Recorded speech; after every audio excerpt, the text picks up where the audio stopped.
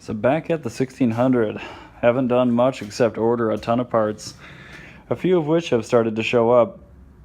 One of the first things I'm planning to do, aside from fixing the brake system, which is going to be a little bit tricky if I decide to try to retain the 1600 brakes, mainly because of how this system works.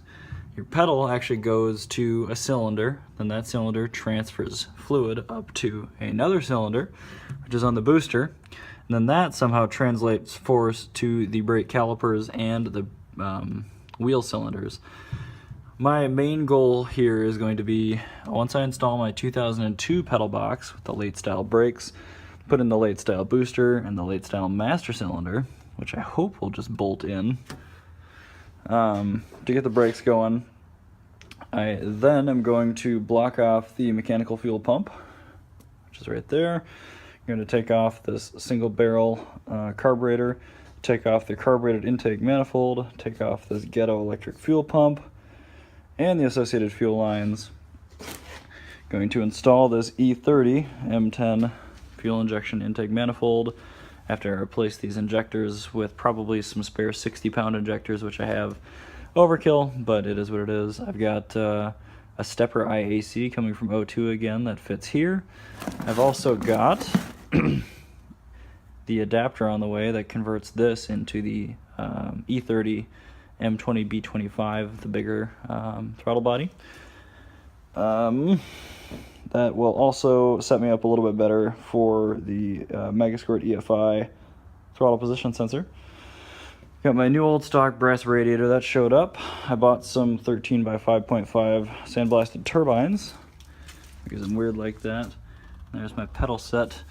Then I've also got this beautiful piece of hardware from O2 again. They don't pay me. I'm just plugging this guy because he makes some beautiful hardware, and it's actually pretty reasonably priced. This was $220, I think, full replacement. And yeah, it should be pretty good. So the goal is to get this bolted on with all that new hardware. Probably gonna sand it and repaint it just silver so it looks nice. You throw it in there. I've got a friend that's going to come up and wire in a Megasquirt 3, and along with that we're going to ditch the distributor, something I'm not really used to doing with Megasquirt. Blubsky and the Unicorns always ran the distributor. It's just because that's all I could figure out. The plan is to run 2 GM wasted spark coils and the factory plug wires, maybe shorten them slightly, and that should work pretty well. So coil and plug, there just isn't really room to do it on the M10 because of where the plugs are located. On the side of the head there. So I'm going to cap off the distributor, another piece from O2 again. Yeah, it's fabulous, fabulous hardware. But it's going to be one step at a time. A lot of this is going to be going into the winter, and my garage here is not currently heated. So the progress will be probably fairly slow this winter, limited to nicer days.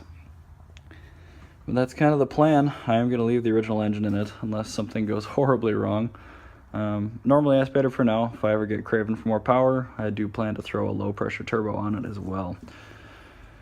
Interior, I've got new carpet on the way.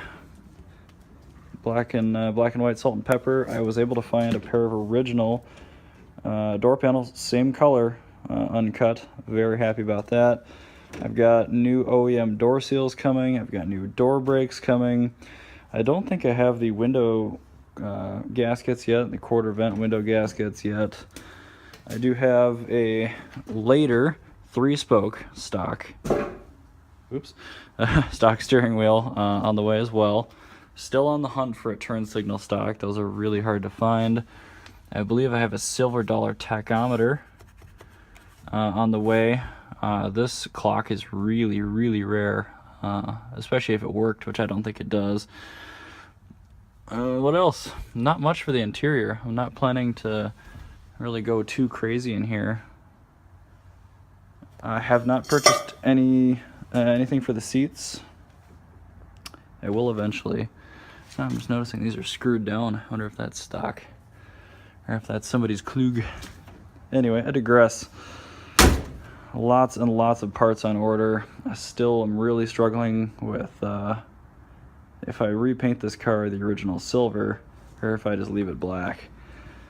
When they repainted it black back in the day, they did the engine bay, they did all the metal in the interior, they did the trunk, everything. So if I was going to bring this car back to its original Polaris silver, I would have to do a lot of work. So I think it'll be black for the time being, but in the future I may consider running it back to its original silver, depending on how things go. It's a really nice chassis, so it definitely deserves the best, and I'll see what I can do. Well, that's just sort of a short little project update and then a scope of what I'm planning to do, first things first. Yeah, stay tuned. There will be a lot more where this car came from, and I'm sure a lot of changes and this and that. So thanks as always for watching. I do appreciate it, and I'll catch you next time.